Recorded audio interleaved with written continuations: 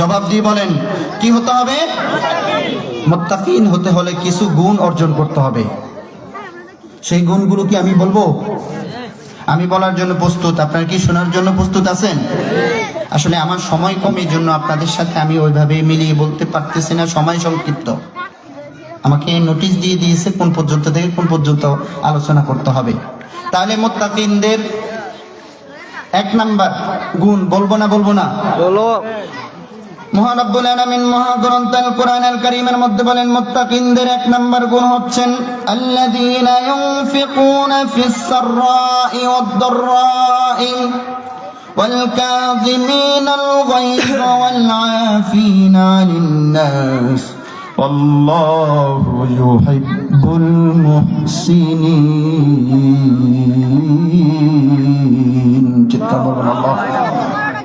আমার মুত্তাকিন বান্দা বান্দীদের এক নাম্বার গুণ হচ্ছেন আল্লাযীনা ইউনফিকুনা ফিস সাররাই ওয়াদ দাররাই, সুখে দুঃখে সচ্ছল কিংবা অসচ্ছল উভয় অবস্থায় একজনের জন্য দান করবেন।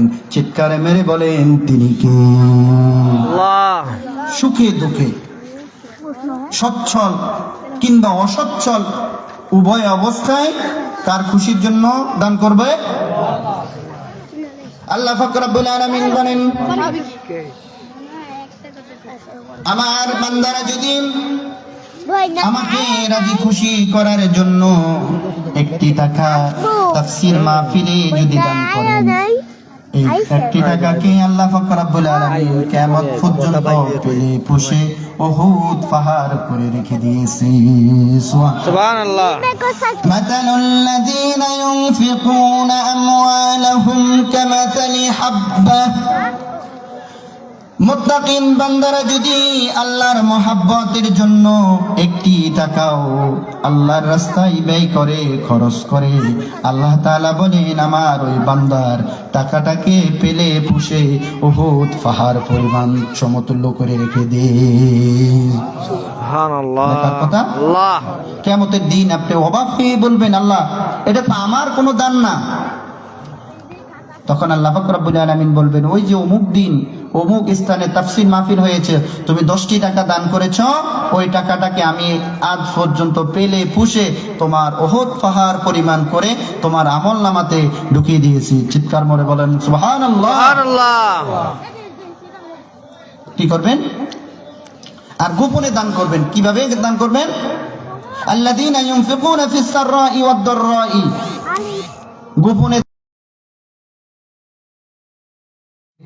দানের বদৌলতে আল্লাহ তাআলার রাগ আর ক্রোধকে নিয়ন্ত্রণ হয়ে যায়। সুবহানাল্লাহ বলেন। সুবহানাল্লাহ। হাল্লাকা সিররুন ইনদাল্লাহ, হাল্লাকা সাদাকাতুন তাখফা লা ইয়ালামুহা ইল্লাল্লাহ।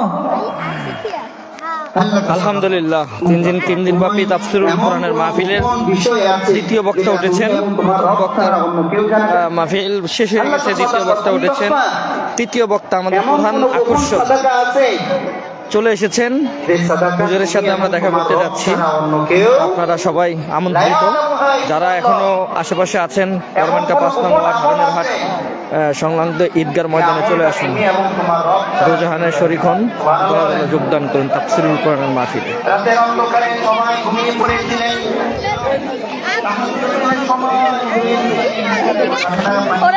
মাহিম, এই মাহিম